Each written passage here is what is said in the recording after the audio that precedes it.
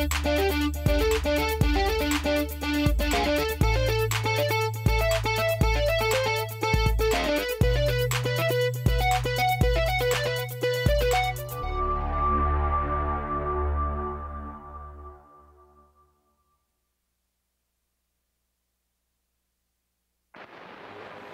of Earth, we come in peace. Welcome to this neighborhood, neighbor. I am the Martian ambassador. Des Moines and all of central Iowa, welcome to Max World Live. Max World is your world. Every day we talk about the issues and topics that matter most to you. And as always, it's your voice we want to hear in Max World. So join the conversation by calling 515-244-0077. And now, here's the host of Max World Live, J. Michael McCoy. Good afternoon, 7 minutes after 3 o'clock, 18th day of April. In the Lord's year 2016, J. Michael McCoy back, back in the saddle again in Max World Live here on 99.3, powered by webcast1live.com. We have a plethora. You know, that's the only big word I know because it's the only big word I use. Plethora. I don't know where I first heard that word, but I've always been in love with the word plethora. You know what plethora means, Chris? Whole mess of. Whole mess of? A whole mess of, yeah. Plethora, a whole mess of. Yeah, I guess that'd be okay. Yeah. Bob, how would you define it? Oh, I would say things in excess of something in excess. Oh, in excess. Yeah. So you would say a whole bunch of, and you'd say too many. Large amount of. Too many? Well, it could be excessive. So, okay, well. If you can't get through all of them in an hour, then it's excessive. So if there was a plethora of chocolate donuts, and it would take me over an hour to eat them all, is that excessive? Yes. Well, I think Bob's onto something there. If you had 10 people and you had 10 donuts, you probably wouldn't call that a plethora. But if you had 10 people and you had 25 donuts, you might call that a plethora. Sure. So it would be a little bit more than you need. Excess. I'm sorry I brought it up. The donuts or what? The word plethora. Oh. I'll come up with a new big word for tomorrow. Always bring up donuts as long as they materialize when you speak of them. You know how long it's been since I've had a donut? No, how long? Would you like to know exactly? Sure. Let us wait while Mac discovers when the last time he had a donut was. Well, you can talk, fill the time. You keep track of that? He has a record. Do you have an app? Is there an app? 2,171 days since I had a donut. 2,171 days. 2,171 days. 2,171 days since I had a donut. I'm just telling you, and that's the truth. So you haven't had a donut since the last time you had something to drink? Correct. Very good. I did, see, because he has an app for that. Remember the little donuts you can buy, and they're about Yes. as big around as like a silver dollar. Yeah. And you get like 6 of them in a package. Yes. I used to buy the chocolate ones. Yes. And I'd sit there and eat those when I was drinking alcohol. Yes. And so when I quit drinking alcohol, I said, well, I certainly can stop drinking or eating donuts now. And so I haven't had a donut in 2,171 days. Wow. Well, there you go. Not important. Although I will tell you, if you know someone who is addicted to alcohol or drugs, you know somebody who will help them. That's me, always me. Always call your pastor at church first if you want to, or someone else you know. But you know someone who knows someone who can help your friend, your relative, your mother, your father, your son, your daughter, your grandpa or grandma get free of addiction. All right. I've got several news stories that I want to talk about today. And I'm not going to spend any time talking about the plethora of shootings over the weekend in the Des Moines area. We cannot go a week in this community without some type of shooting. We're either getting robbed at a get and go. Somebody's getting knifed downtown on Court Avenue. Somebody's going to get shot in a hard part of town. And you just can't tell me that that's just Des Moines. National statistics say there are more gun fired in city limits in the first quarter of 2016 than there was in the first quarter of 2010. So 6 years. We've gone up with gun violence. And I am not a get rid of your gun guy. I'm a get rid of the stupid people who have guns. Guns don't kill people. People kill people.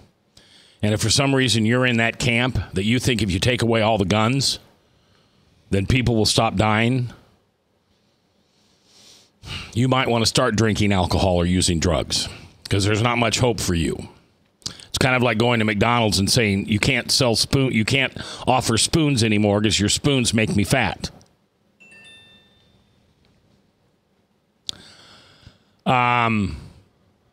Supreme Court's having a tough time. You heard this? They heard arguments today on President Obama's extended deportation and immigration plan. According to Obama, you can no longer shield millions of undocumented immigrants from deportation and allow them to work in the country legally. You can do that now. He signed that. And of course, the justice, the 4 and 4, we don't have our 9th, are evenly split on whether that's constitutionally correct. Several of them, including Judge Sotomayor, said they're here whether we want them or not. Oh, great. That's the attitude that the liberals take. Well, we can't get rid of them, so we just have to accept them. How about that? How about that for a Supreme Court justice? Well, we can't get rid of them, so let's just make them legal. It's a win-win, It's a win-win. Justice Anthony Kennedy questioned whether the president can defer deportations for millions of people without specific congressional authorization, saying, and I quote, "This is a legislative task, not an executive task. It's as if the president is defining the policy and the Congress is executing it. That's exactly upside down," continued Justice Kennedy. And if you've got a progressive, liberal, low information voter in your family or in your life, just tune them out because the narrative is so loud. It's so loud that they are literally, I don't know. It's like when have you ever fed Kate too much sugar, and for that evening it's just crazy. And finally, 3 or 4 hours after regular bedtime, she finally sleeps? I've done that to myself, yes. Okay. Well, that's what the liberals have done on progressiveness. What do you mean? It's okay to do everything now.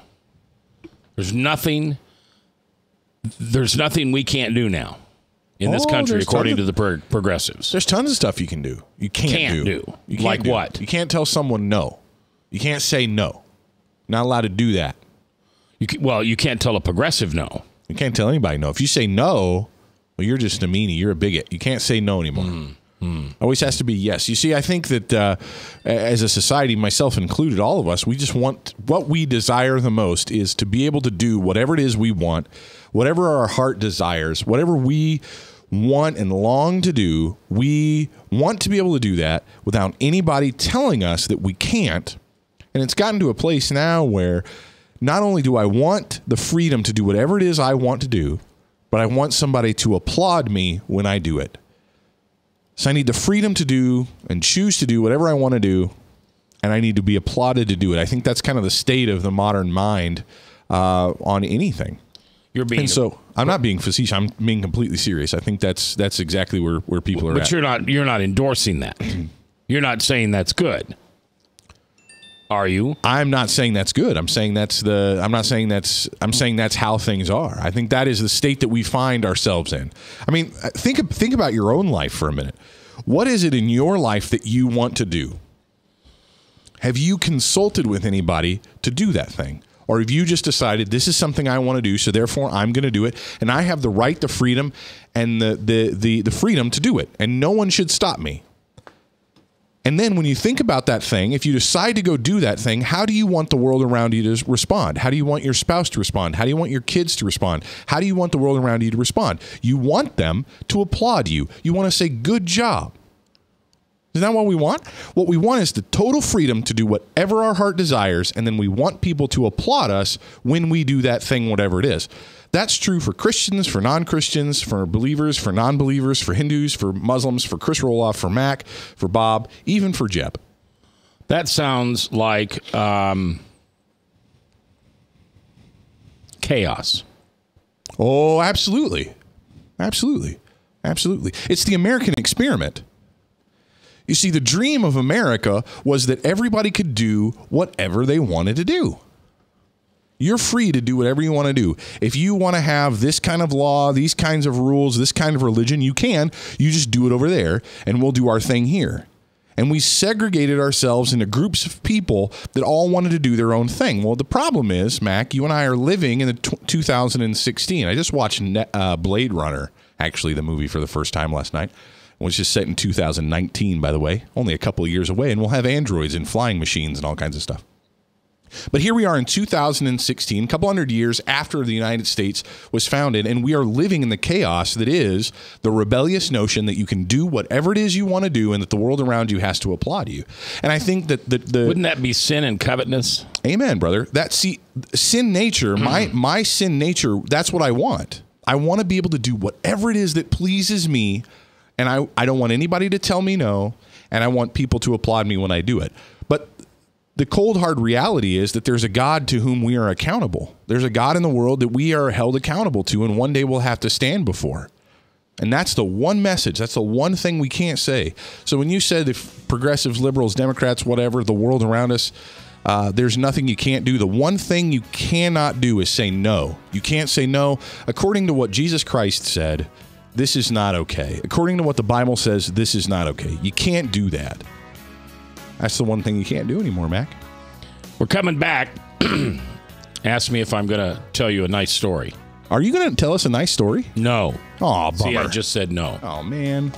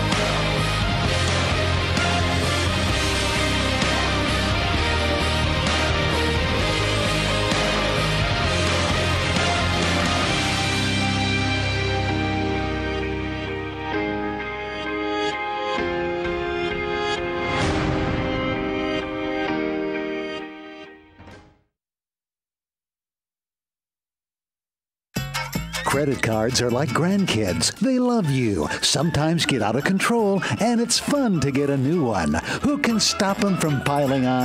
Hi, I'm Tom Coates with Consumer Credit of Des Moines. At the end of the day, you can return the grandkids, but you're stuck paying off bad credit card debt. We'll help you put the fun back into using credit cards responsibly. Right, kids? Yeah! If you need help getting credit cards off your back, call Consumer Credit of Des Moines. Hi, my name is David Burrier, your Hope Coach. I host a live weekly talk show called I've Been There every Thursday afternoon at 5:30, right here on webcast1live.com, and on my weekly radio program Saturday mornings at 10 on Truth Network 99.3 FM. I interview common everyday people who have survived incredible life challenges and who testify to God's faithfulness in the midst of their storms. So join me as we bring a message of hope and encouragement. Everybody needs hope. I know, because I've been there. Hey everybody, I brought Northern Lights Pizza! And it's got Graziano sausage!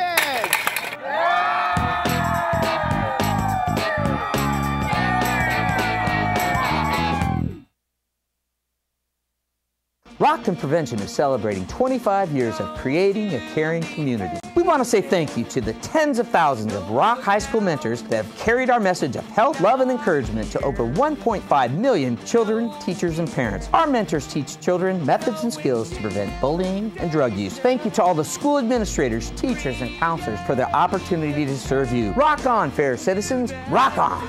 This is Pat McManus for Rockton Prevention, the Richard O. Jacobson Foundation, and this station. From the RE/MAX Real Estate Concept Studios, this is Webcast One Live.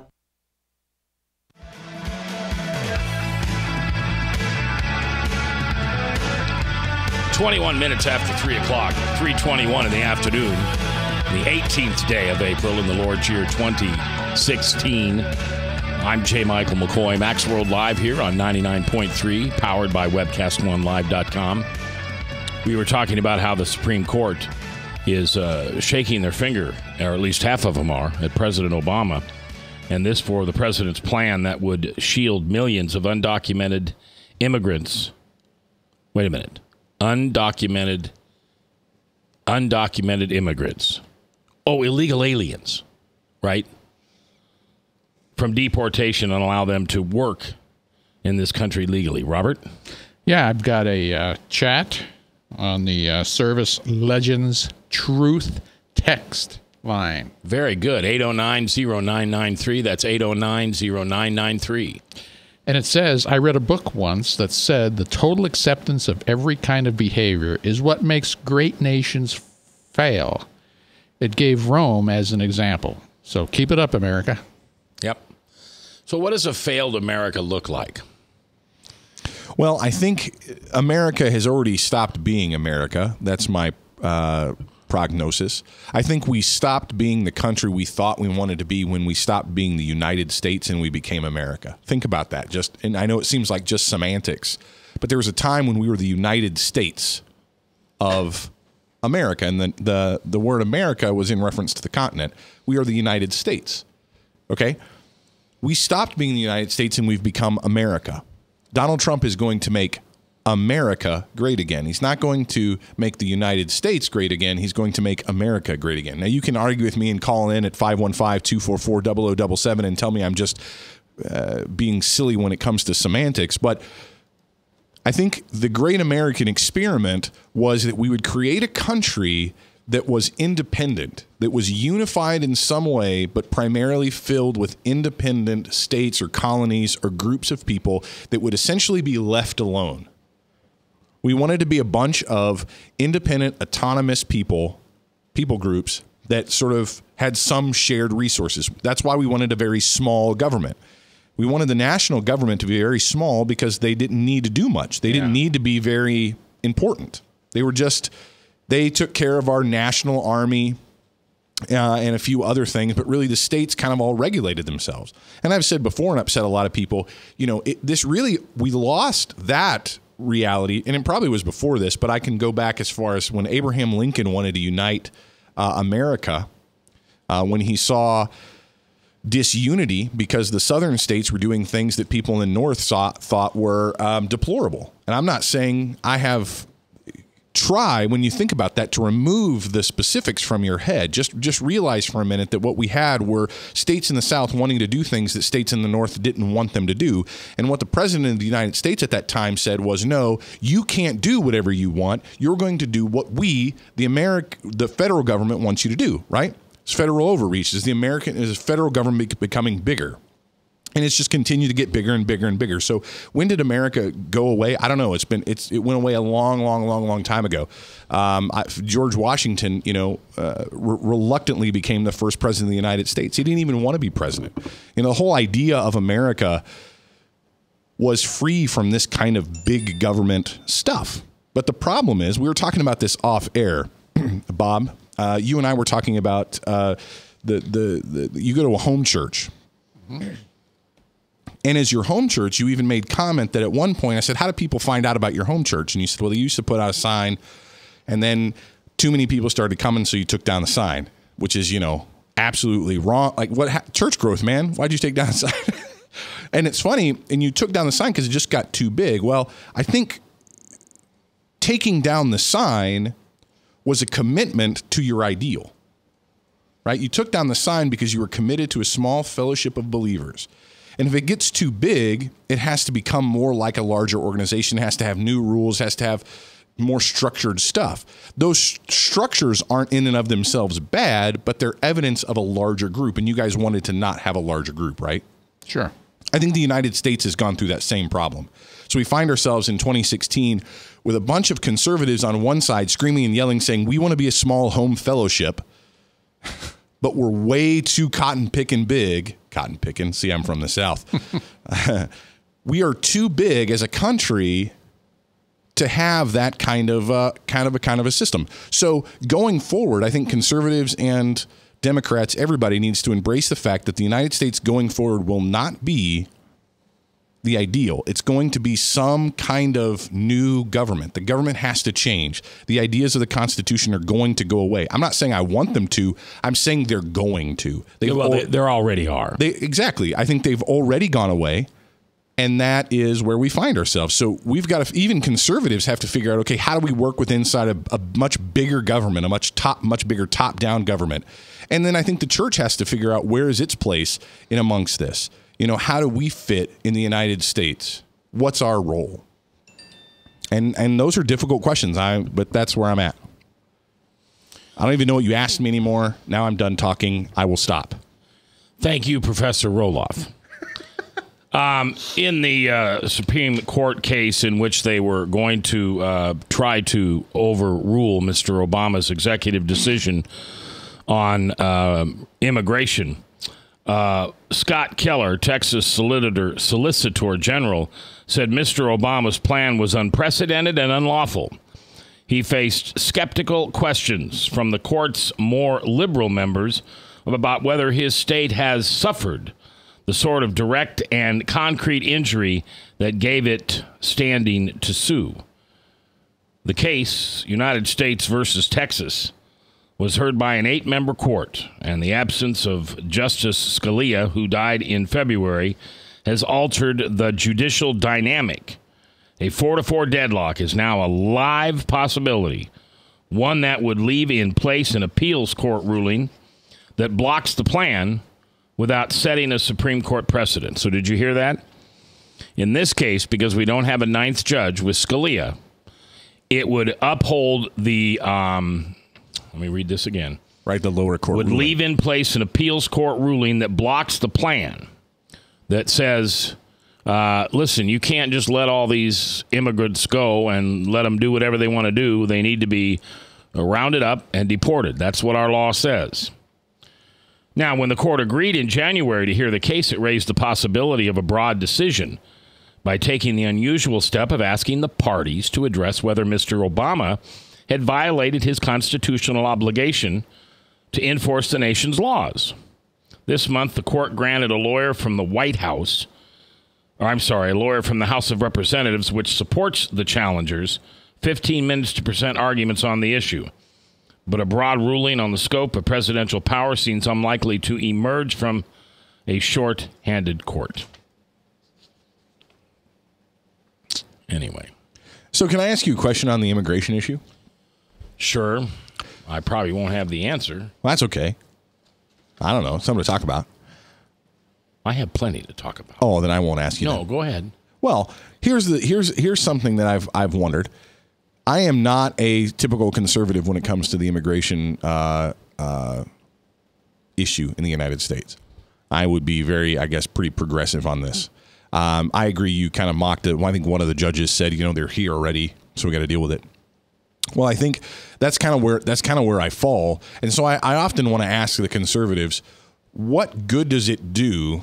2 questions. What good does it do to remove hundreds of thousands? I think it's probably hundreds of thousands might be a low estimate. 11 million. Oh, okay. So very low estimate. What would it do? What benefit does it serve to remove 11 million people from the United States? How do we benefit from that? And number 2, how are those 11 million people in the United States currently harming us?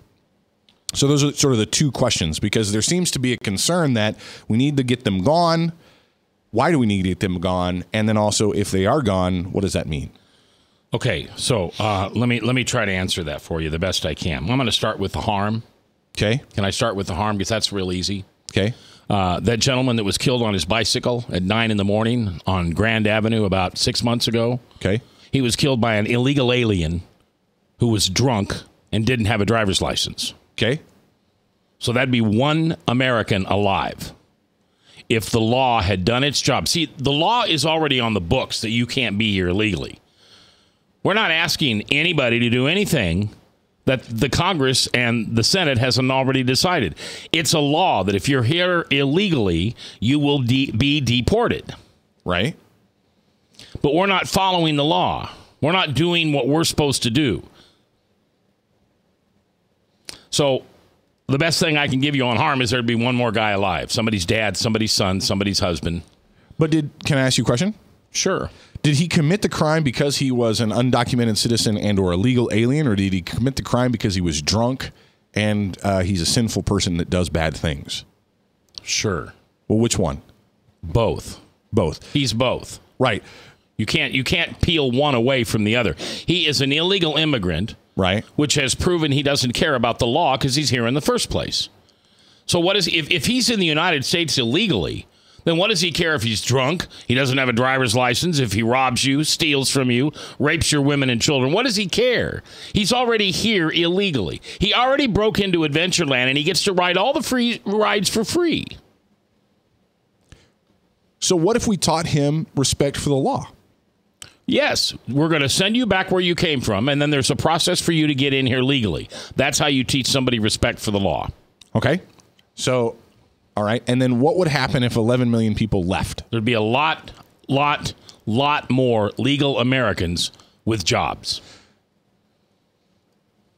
I don't know the math, and I suspect you don't either. Are there enough people left to fill those jobs? Yes.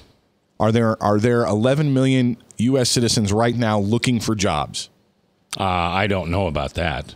Okay, because if there are 11 million people standing in line waiting for a job, and we remove 11 million people, then those 11 million people waiting will instantly have those 11 million jobs. If the number of people without jobs is considerably lower, then when those 11 million people that are working leave, we'll have a whole lot of vacant jobs, and production will go down, and we'll have less stuff. Well, perhaps we'll finally operate within our means. Perhaps we don't need a hamburger joint on every corner. Perhaps we don't need 95 different ways to buy a taco. Perhaps we don't need 1,000 different kinds of sheets or clothes or shirts or planters, people planting things in your front yard, gardening. Perhaps we don't need that many. Perhaps we could get back in and operate within our mode, with what we can afford. And for those folks that want a higher wage, that'd drive wages up. Because you have more jobs than you do people. So you could make this argument to Bernie Sanders then. If you want to make higher minimum wage more accessible, then you deport these people. Okay. Yeah. And our welfare rolls would go down. Our crime rolls would go down. The number of people in prison would go down. Who goes to prison?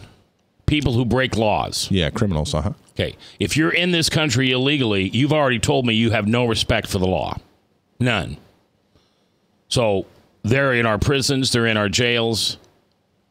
And when these people do make money, you know what they do with that money? Pay taxes. No, they send it home to their family. So all of that money is being lost. All of that money is going away somewhere else. It's not staying in America. You talk about unfair trade. How about taking everything you make and sending it someplace else rather than a 2 or 3% tariff? Okay, we're going to take a break because we have to, and we're going to come back. And eventually, I want to get on to the dignity by death or death by dignity bill, because we're going to have to deal with this. It's going to be right under our noses very soon. Northern Lights Pizza's amazing garlic butter makes amazing breadsticks. Now available in 12-ounce bottles at Northern Lights, Hy-Vee, and Graziano's. Northern Lights Pizza. I'm Brian Leach, owner of Service Legends, and my position is Chief Talent Officer. I'm Nicholas Wonderscheid. I am Bernie Hobbs, And I'm the service manager. Marketing Director and Client Relations Manager. Everything that we do is about ensuring that we exceed your expectations. Our clients are important to us. 100% satisfaction. We're not just focused on heating and cooling. That's the easiest part of our job, actually, is fixing furnaces and air conditioners. Everyone that we come in touch with, we want to improve lives. Bottom line is, we've got our installation guarantees, 25% energy savings guarantee, comfort guarantee, temperature selection guarantee, property protection guarantee. 100% satisfaction guaranteed. Fixed rate or it's free. All of those guarantees are backed up with a 100% money back guarantee to hold ourselves accountable to making sure that you get what you're after. Just fixing the problem today. If they have another problem 5 days down the road, it's still fixed rate or it's free. We use what's called straightforward pricing. Our technicians are going to give you an exact to-the-penny price on what it's going to take before they move forward with any repair. That way you know what to expect. It's the same price every day. No surprises. If you get off work at 5 o'clock in the afternoon, you come home, you realize that, oh, my furnace is broken. Now you need to call somebody out that night. You shouldn't have to pay more for that. We're guaranteeing service 24/7. We run afternoons, evenings, nights, weekends. We're staffed to work that. Phone rings at 3 in the morning. You'll get one of our representatives answering the phone every time. We're not sending you out to Timbuktu in some call center. It's our Service Legend team members, our mission control team. I'll take a call anytime. And then they answer the phones the same way during the day as they do at night. It's a great day at your service company. How can we make you smile? That's the only way to provide true 24-hour service. When you're able to let somebody actually live in their home safely when they weren't able to do that before, where they don't have to stay up at night and worry about, is the heat going to come back on? Are we going to freeze the pipes? Is the baby in the room next door going to be sick because they got too cold? When you're able to help somebody overcome challenges like that, that's impacting a life. That makes a difference. I get goosebumps thinking about it. I love the team. I love the people that I work with. We have fun, but we work hard. I call them my ambassadors of legendary service. If you can just envision what that is, that's who we're sending to your home. They literally will call in, pick up the phone and call and say, hey, I want to talk to your manager. And I get on the phone, they're like, that technician that was at my house was the greatest technician ever. That's cool to me. We want to brighten people's days. Every person that we have going into the house has gone through an extensive background check. Drug testing, we have a very thorough interview process that 1 out of 140 people make it through. If we promise you something, that's what you're going to get, no matter what. We're here when you need us to protect the safety and comfort of your family. If you're not happy, we're gonna make it right. If we're willing to put 100% money back guarantee on what we do, what type of work do you think we do? Give us a call. We're there for you 24/7, 365 days a year. Enough said.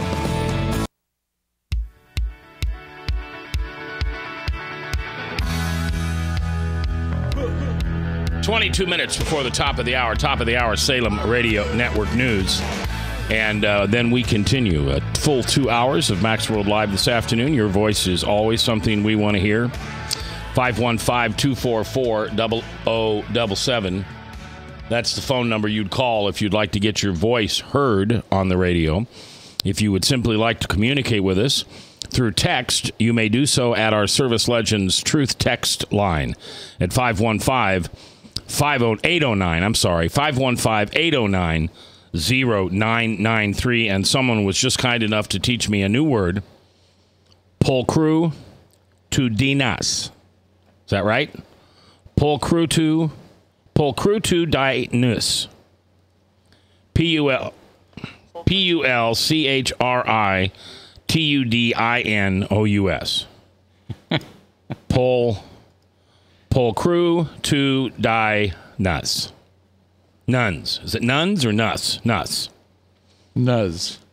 And what does that mean? That means heartbreaking beauty. Heartbreaking beauty. Breathtaking, heartbreaking beauty. I'll have to give my wife a new nickname. It sounds like polka is what makes me think of, but I don't think we're saying it right. Well, here's how he broke it down. PUL hyphen KRUH hyphen TOO hyphen DI hyphen NHUS. Or I'm sorry, NUHS. So that's how. So there's your new word. Today, when your spouse comes home or your granddaughter comes running in the room, or you just want to brighten the day of a Hy-Vee clerk, because those guys got a tough job. Let me tell you something. I hang around Hy-Vee long enough to know they got a tough job. Tell them they are pulchrutudinas. Makes me think of that really dumb thing. Have you ever told someone, hey, man, your epidermis is showing? You ever That makes it just would be very confusing. My epidermis? Yeah, you got a big organ. Your big organ is hanging out. Your biggest organ is hanging out. Skin. Yeah, your epidermis is your skin. Gee, many Christmas. I think you're going to get an FCC fine for that. No, that's it. That's what it's called. I'm just saying, if you called somebody that word, I think they'd just be offended. See, people are just going to be offended. If they don't know what you said, yes, it's just better to be offended than to do anything else. Don't say thank you. Speaking of doing something nice for somebody, an 81-year-old man died at the Marshalltown Veterans Home this past week. And he was homeless when he came to the Veterans Home, and they never found out whether he had any relatives or not. After he died, they searched and searched and searched, found nothing.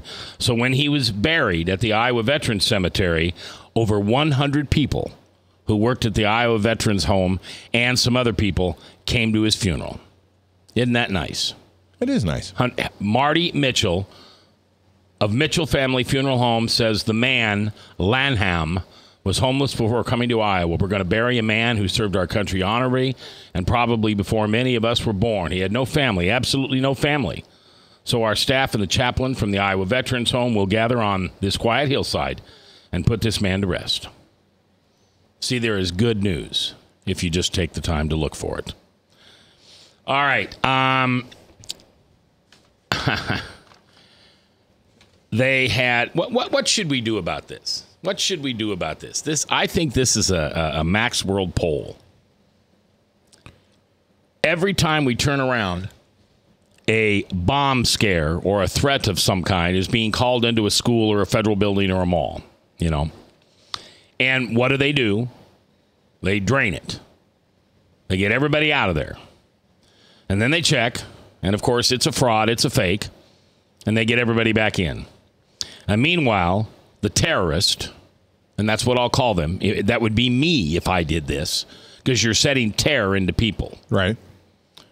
Probably sits on a hillside somewhere and watches this whole thing and feeling this real ugly, crude, evil power they think they have over the government and the school systems and commerce, because with a phone call, he can watch the whole Merle Hay Mall just empty.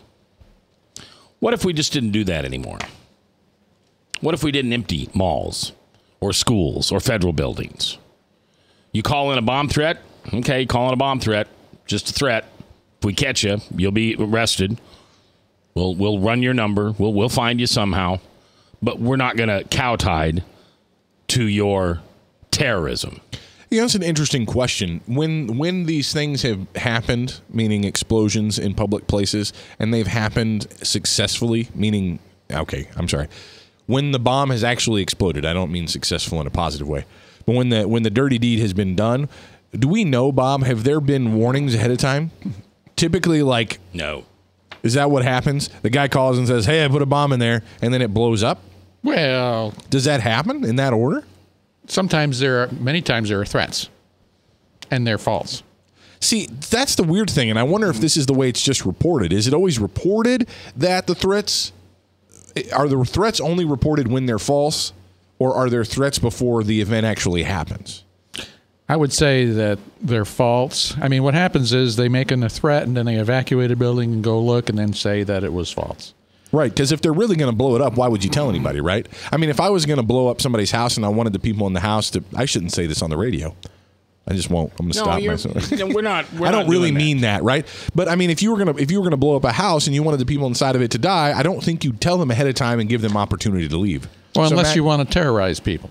Aha! Right, and I think that's what Mac's getting at. And I wonder, but that makes people. It does make people uncomfortable, though. What if you're the person that receives that call? Well, not Mac, because Mac would just be ornery about it. But you know what I mean? Like, if you were a nice, kind, loving person and you received that call, wouldn't you feel a little guilty not kind of telling somebody about it? Well, I'm not saying you don't have to tell. I'm just saying you don't have to open the back door and shoo all the mice out. Right, but it's like nobody wants to not do it and then the bomb go off and feel really guilty. Wouldn't you agree, Bob? You've debriefed a lot of people in these traumatic situations. I mean, how hard would that be to get that phone call, not evacuate the building, and a bunch of people die? Oh, that would be horrendously bad. That would be really, really bad on the person that got that call. You've got to take these things serious. I mean, for the most part. Now, the government deals with this all the time. And they have to evaluate whether it's a serious threat or not. Well, here's where the story comes home to roost. All right. Dozens and dozens of middle school students in Ankeny stayed home from school today.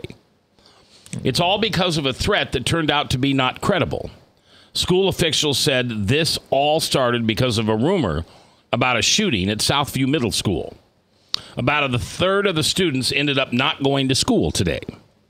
Several police officers were parked outside the school as students walked into class carrying their books. The line was clear down the parking lot to wait to get in because they are going to go through and search everything. Anybody brought into school was being searched, said Amy Pearson, who lives near the school. In an email sent to parents, Ankeny school officials said in part that until further notice, students may not bring book bags into the school. That includes backpacks, grocery bags, or any bag large enough to contain books. We take these things seriously, whether they're credible or not, and we really do take it as our responsibility to do everything within our power to make that building safe, said district spokeswoman Jennifer Owenson. Estimated 1/3 of the students who did not go to school today, there will be no consequences for them not showing up to school. So you and Steph, Kate's going off to middle school, and you say, no, I'm not going to send her there. They've got that bomb threat. I'm going to leave her home today. Well, now she's on excused absence. Does that make you happy? Doesn't that kind of run fingers down a chalkboard? Speaking of schools, I have every right to keep my child home if I want to. No, you don't. Not in today's government schools. You're not in charge of your child anymore. They are. But they can call up a bomb threat and empty the school. What if they did that every day? Let's say it happened today, and then again tomorrow, and then again on Wednesday, and then again on Thursday. When Friday calls up, at some point, don't you say it's Chicken Little?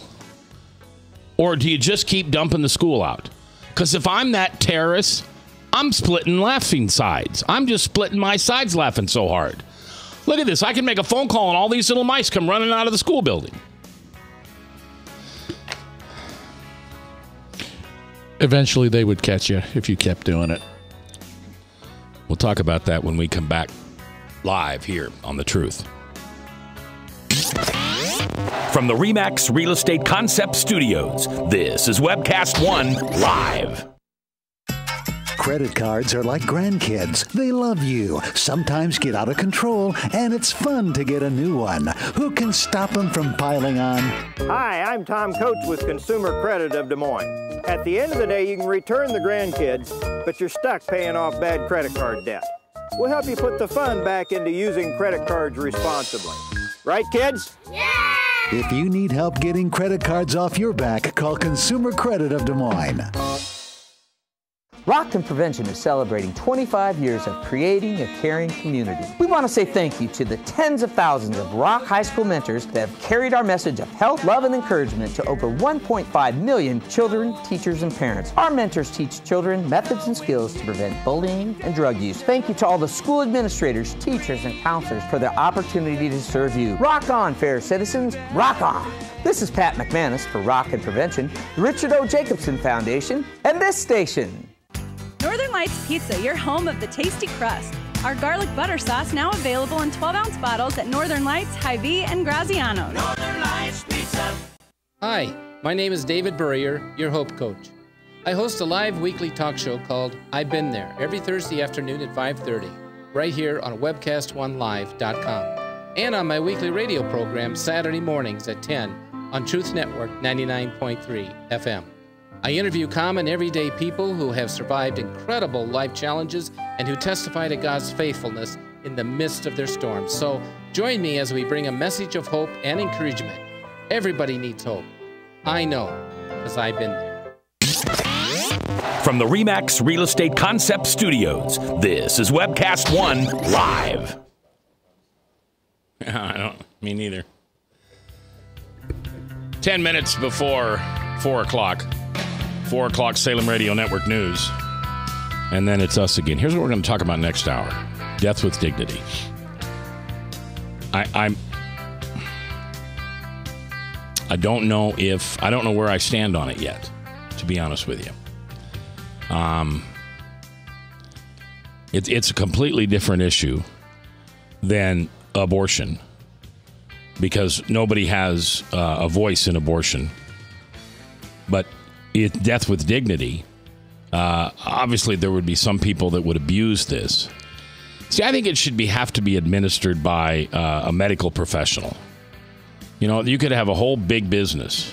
It could be Jeb's Death with Dignity truck. Right. We could have a whole 30-minute delivery, or it's free. We could have what would we call it? Planned adulthood. Is that what we call it? Planned adulthood? A whole industry of killing old people? No, it'd be planned. Sainthood. That sounds awful. Be planned sainthood, because once. What's that? Demo. What was that? Pulchritudinous. This is a demo. What did you have him do? I don't think so. Is that word I'm supposed to learn to call my wife? Before she says it's a demo, that's that word. The pulchritudinous. It's got music behind it, though. It didn't work out. This is a demo. Pulchritudinous. Yeah, maybe you should stop playing radio and just, let Jeb stick to the sound effects. Well, I didn't. You go in there and scare the boy half to death. We got to figure out how to get a mic on the one that Bob's does. Anyway, you go ahead with your news story. On the one Bob's does. By the way, the whole problem with this debate, Mac, the whole death with dignity thing, the whole problem with the debate is the language that we're using. See, this is where this is just like the abortion issue. Abortion is the killing of a child. Right. Right? This is suicide for old people. Yes. This is old people committing suicide. Well, it's suicide for... Or not old people. I'm sorry. That's very insensitive. Terminally ill people. Yes. This is suicide for terminally ill people. Let's not call it something it's not. Let's start the conversation off right by using correct language. The reason why the whole abortion debate went cuckoo bananas is because we lied to ourselves. We allowed the false narrative to begin, and we embraced it and we continued it. And so now it's a woman's right to choose. Right. It's her body. All that kind of malarkey. Okay. Yeah. That's just a bunch of malarkey. And if we don't start now talking about this issue with clarity, with truth, with honesty, then we're just going to go down the same road, because death is death. We all die. Every one of us. 100% of the people die. 1 out of 1 people die. The ratio of people who die is 100. Everybody dies. So Jesus didn't. He came back and lived. Ha ha. Go ahead. Yeah. Okay. So except for the one. No, I'm just telling you. By text to speech.us. What? Am I supposed to be hearing that? No. Okay. All right. He opened the wrong. But anyway, we can talk about that next hour. I think it's a language thing. All right. I really do. Because I think what you want, Mac, and what people who would sign on for this, what they think they want is not what this is. That would be my opinion. So we can talk about that next hour. What happens when you find out you got a terminal illness? What are you going to do? Former Iowa State, we're moving on to a different story now here for just a minute.